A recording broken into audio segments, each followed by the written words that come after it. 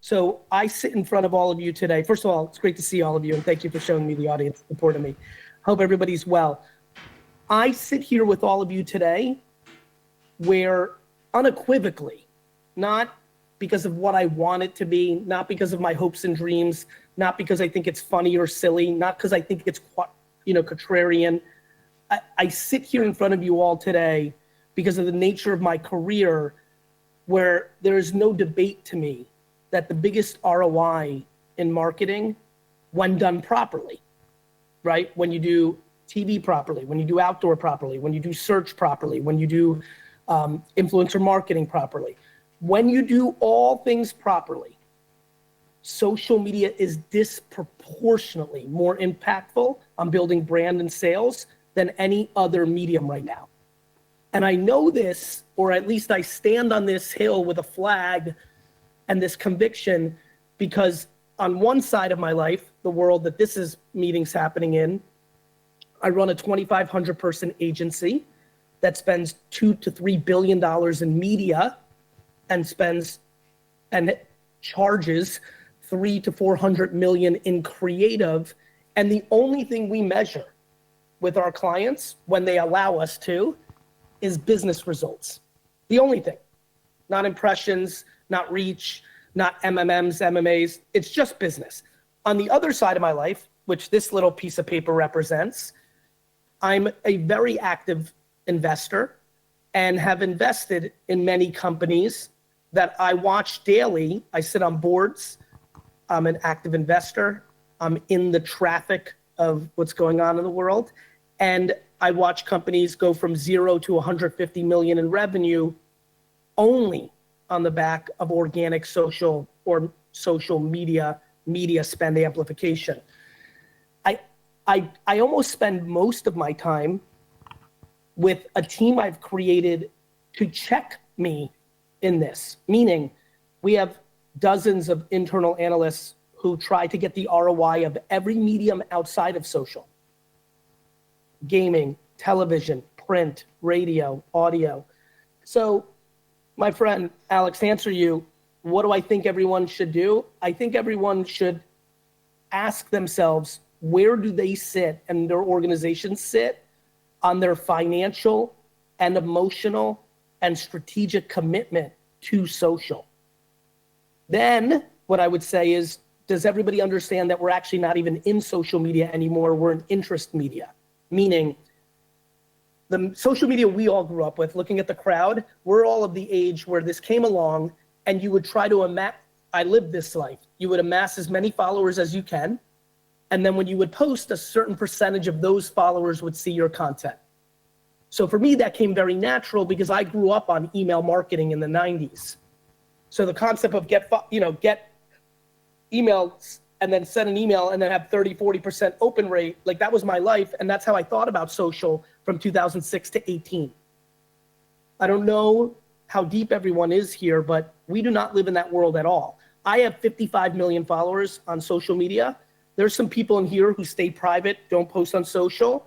If this morning, both of us posted about this coffee on our social, actually, me with my 15 million on TikTok and someone in here with 89 people following them on TikTok, the person with 89 in this room, if they made a better piece of content than I did, could get more views than I do. That is a profound shift. The AI algorithms that run social today on Meta, TikTok, Snap, YouTube, LinkedIn, they've changed to now content finding the audience that's interested in it, not necessarily who signed up to follow someone. This is profoundly important to everyone in this room because it allows us to be more relevant to more consumer segmentations, but more importantly, we predominantly use social media to get consumer insights, which then helps us, with our campaign work. So there's just a lot, Alex. I mean, I could literally actually I'm kind of stopping just to give a little room for other things, but no bullshit to this audience. I could talk for the next 45 minutes without taking a breath on more things that I would talk about within this framework, because here's a sentence that I think will really resonate with this room.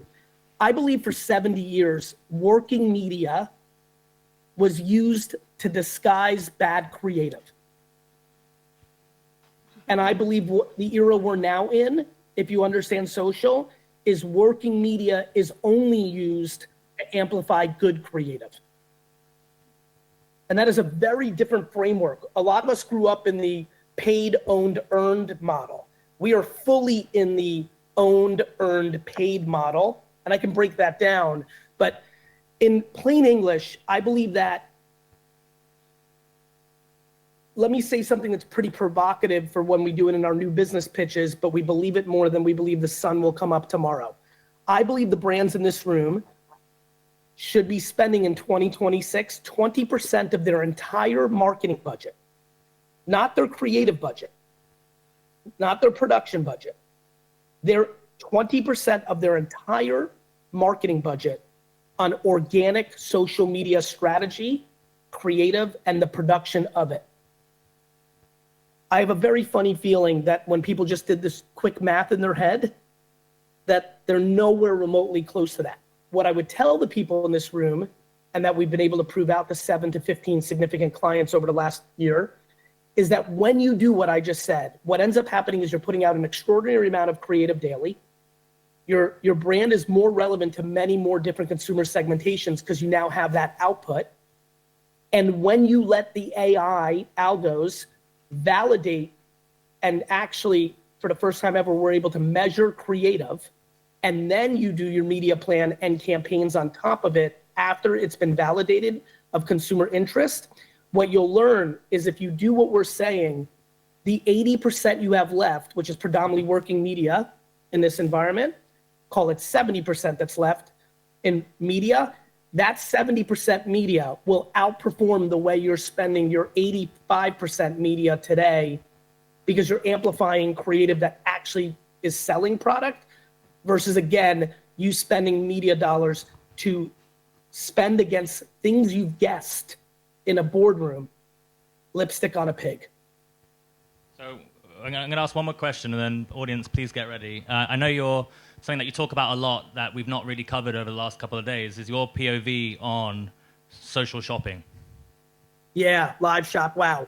Friends, no bullshit, this can change your entire career, what I'm about to talk about. I'm not kidding. The largest trend in the West is the rise of live social shopping. And like, I get excited when I talk in a room like this because maybe your spouse or your cousin or your sibling has a tea shop or sells sweaters or candles. I cannot recommend it more to everyone in this room to spend 10 hours ChatGPTing and Googling live social shopping, whatnot, TikTok shop, what's been going on in China and live shopping, what does it mean for Europe or the US? Like, start getting educated. It's enormous. Last night, will I lose the Wi-Fi? Give me one. I'm gonna try something real quick, bear with me. Last night, in this studio, and I'm actually going live shopping in 20 minutes. We're setting up right now. In this studio, yes, very good. Friends, last night, so I'm building a Pokemon Marvel world called VFriends. Very excited about it. It's a very big thing I'm working on in my downtime. Last night I was on live stream on a platform called Whatnot, WHATNOT. I was on for 2 hours. And we did $140,000 in revenue. Now, to give you context, if I did a perfect social media execution of content and spent media dollars, call it 10K in media dollars, and drove everybody to our perfectly optimized Shopify pages with the same product that I sold last night, I would probably have done $7,000. Live social shopping is a profound consumer behavior. I'm kind of talking about this term called commerce-tainment. If you're not just selling when you're on, but you're building community and you're giving entertainment and you're mixing commerce, I cannot push everyone here harder to give 10 hours of thinking time, listen to podcasts, read. Everybody here learns differently. Just please give me 10 hours on TikTok shop and Whatnot, live social shopping. it could open up some really great career paths, and you will be incredibly historically correct within your organizations about its impact. Awesome. Okay, we're going to go to the audience now, Gary. Sid, who's got a question for Gary? Hands up. Yes. All right. Yeah, and obviously it doesn't need to touch what I've just talked about. It could be anything. So thank you, everyone. Cool. Go ahead. Awesome. Got the first one here. Hi, Gary. This is Vishal. I work at PwC. In my day job, I'm trying to build a brand on the side. So, I've always loved your content. My question is, at the beginning, you were mentioning kind of this mindset shift, especially for big brands when they're thinking of organic content. To me, I think one of the biggest issues is, big brands tend to think of campaigns, right? Correct. It takes months and months, approvals, going through legal, different teams, decision by committee, etc. So is one of the mindset shifts basically to actually move away from thinking in campaigns and actually more of an always-on? We are the creative AOR for some of the biggest brands in the world. Pepsi, Blue Can, a Gillette, Olay, like big brands. The brands where we are the creative AOR, we beg and plead them. And by the way, for context, because I know a lot of people think of us as social, and we are the creative AO, the classic creative AOR for 50 Fortune 500 brands. Okay. When we get hired, it's almost always that we were originally just a social partner, right? It's rare. We're just now winning straight creative AOR from the beginning, because this was the big year where everyone realized social first is real. And so we have a whole model for that. But to answer your question, brother, we beg and plead when we are the creative AOR for us to only do campaigns earthed from day-to-day creative that over indexes. And some of our clients have gone there. And for context, there's 4 to 5 current case studies in our company from this year that the campaign we did is most commercially successful campaign they've done in a decade, not because we're such geniuses, because we've eliminated guessing. All my creatives, and I have, 300 ACDs and above globally, they all come from Droga and Wyden and Crispin and, Chiat. Like, they all were classically trained. It takes us a year to retrain them to not think in campaign form. Now, we will do campaigns if we have to. Some of our clients, even though we beg them, force us to come up with a campaign to start. But what's funny is, because it takes so much time, even though we're fast, for our clients to do a campaign, half the time when we're doing it in parallel, when we do work, we're usually doing it in parallel. We're doing day-to-day social while we're doing the campaign ideation. Half of the times when a client forces us to do campaign, even though we ask them not to, there's creative that over indexes and insights that have been extracted from our monthly relevance report, which we do with our work in social, that becomes so black and white, it eats up the oxygen and it becomes the campaign. But to answer your question even more directly for everyone in this room, the concept of campaign first, AKA 7 human beings in conference rooms for 6 months guessing on making a 30-second video, is destroying companies.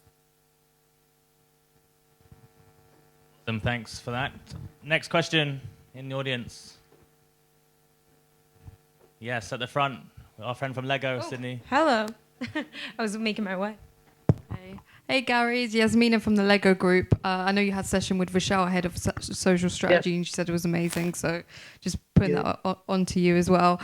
Thank you for being here. I know the Wi-Fi's gone a bit funny, so hopefully you can hear me all right. But I was really interested in Gary in terms of, it follows quite nicely from the gentleman behind me's question.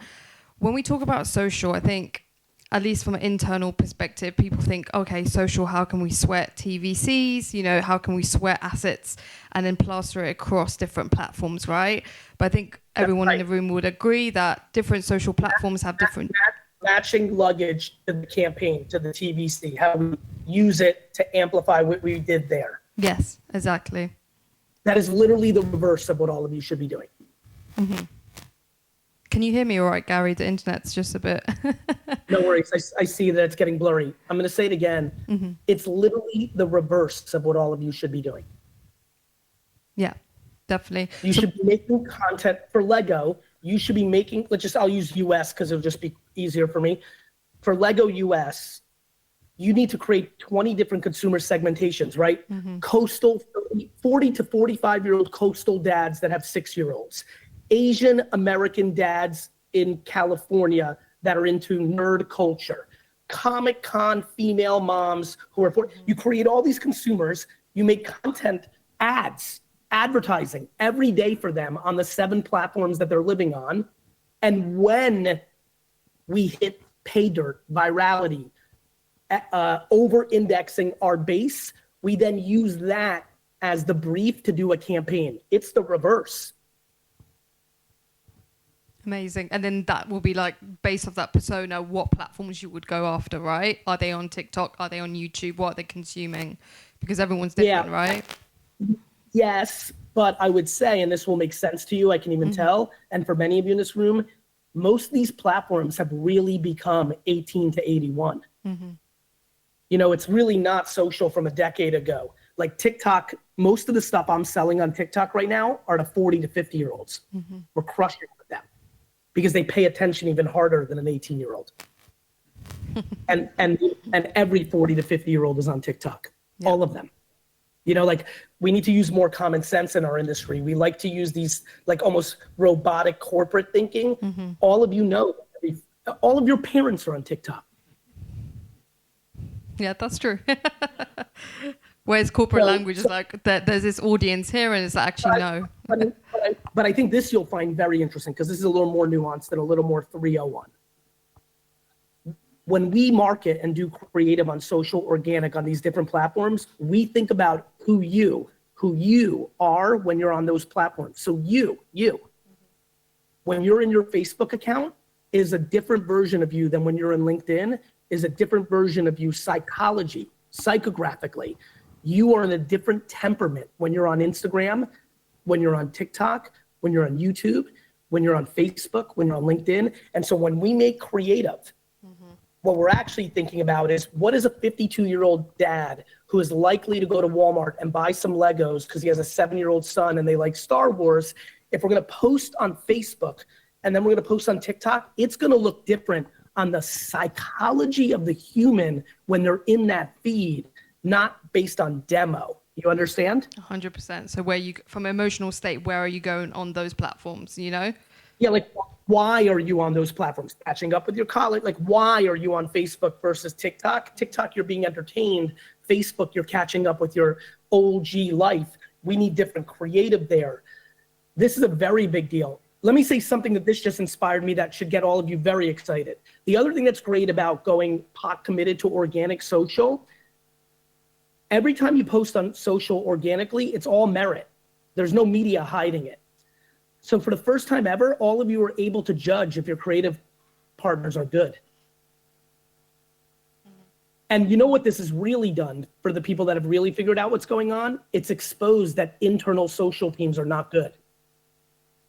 We did internal social for efficiency, but we didn't do it for effectiveness. We've had 5 projects, 5, when I say projects, 5 social creative AORs, 3 of which are full AOR, 2 are just social. 5, we're only on June 3rd right now. 5 where we took over social from an internal team, and in the first week, this is 5, in the first week, we were able to get more views on an individual post than anything they've been able to achieve in 2 years. That's called the merit of skill set in this game.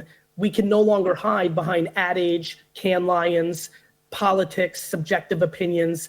You can measure creative for the first time ever. Awesome. Any more questions in the audience? Thanks, okay, Gary. at the back, we've got Lindsay at the back. All right. By the way, while we're waiting for Lindsay real quick, I know I'm not going to get to every question. Something I've been doing lately that's really working. Any question you have, please, I'm on LinkedIn. I'm the Gary Vaynerchuk that has 6 million followers, not all the fake accounts. Feel free to send me a message. On a lot of my flights, I just answer questions on LinkedIn. And so if I could be a help, if I don't get to your question, feel free to say hello on LinkedIn. All right, go ahead, Linz. Hi, Gary. First of all, absolutely preaching to the converted on actually being able to tell what works in creative and really great to hear you make that point so strongly. I wanted to ask you about influencer marketing in particular.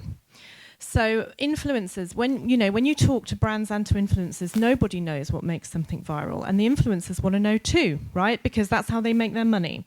So I'd love to know what your approach is towards measuring creative effectiveness in influencer content.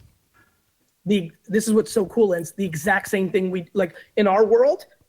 Let me give you something that's going on with a fashion brand right now. We're the social creative AOR. But they had an internal team and they didn't want to get rid of it. So they're making internal content as well, which we think is great, because we think this is actually a profound sentence that might help someone unlock something that's hurting you. We believe in and, we think that everyone believes in or, right? So we're fine with the internal team. On top of that, they have a heavy influencer ecosystem that is run by comms, not by marketing, right? So now we have all that content. All of that content is coexisting. And then on top of everything, this is going to really resonate for everyone, they still believe in the matching luggage from campaign work because they're half pregnant right now. They're not all the way there yet. So there's a ton of content. There's a ton of content that's being put to support the campaign. All four of those energies, our content, the internal team, all these external influencers, which is at scale, and the matching luggage creative that's done by campaign work by the creative AOR, right? All of that goes into social all the time. We're able to measure the influencers based on views they achieve, whether on our account or on their account, because there's no paid amplification to dirty the waters. So we're measuring them based on views achieved. And what's good about influencers, the thing I started with, it's not like followers have gone to zero value. If you have 11 million followers, you're still going to get a nice, little chunk there sometimes if you do a good job. So we're measuring it. Every client we have, this is actually, I don't know why I didn't start with this. This is probably the most important thing I could say, because measurement runs your guy's life. Every client we have, when we work on social creative or are the creative AOR, we measure based on views achieved per month and views per post. And what we've been able to show clients is our clients in 2023 and 2024, and definitely in 2025, that achieve more earned organic views without paid, stripped out paid, have had a direct correlation to sales based on those views. And that has everybody's heads twisted in a good way. And I think you all know this. How many articles do you need to read about one viral TikTok selling out product around the world? Happens every day. There's no TVC that's doing that. There's no billboard campaign that's doing that. There's no sponsorship. So, Linz, we measure influencers the same way we measure our creative. Views achieved, gross and views per post. Awesome. Thank you. Do we have one more question? If not, Gary, I think we should end on your POV on AI influencers. Yeah, so I believe that all of you will be in the intellectual property business in a decade, that all of you will create your own influencers who look like humans. And I think the influencer marketing game that has been so good to the day-to-day human, and they've taken a lot of money away from celebrities and athletes, AI influencers are about to take their money. So, I mean, I think everybody here has already, Alex, interacted with an AI, like have consumed an AI human on social. As all of you know, you can tell when they're AI, the ones you can tell, because it's still advancing the technology. I would argue that already people in this room have consumed a video or picture of an AI human that they did not realize was AI. That's how fast it's getting better. And once that's at full scale, which I think is happening this year, as we go into next year and the following year, a lot of brands here will realize, wait a minute, instead of renting for a post an influencer, let us see if we can take an attempt at building our own, build them up, and then use them to promote our products. It's not easy. For a lot of brands, they'll decide it's okay, we'd rather rent. But for some brands in here, they will actually own. And I think of it like a spokesperson. I think of it as like Flo from Progressive, right? Or Jake from State Farm, Like, you're going to own your own humans in social that are going to create content. And so I think every CPG, every B2B, every consumer brand, fashion, QSR, I think will now be going into the intellectual property business, owning IP. That IP is a AI influencer. Awesome. Well, I know we're at time, Gary. Just thank you so much for your time. A round of applause for Gary, one. Thanks, everyone. Feel free to reach out on LinkedIn. Yeah, thanks, Gary. Have a great day. Bye. Cheers.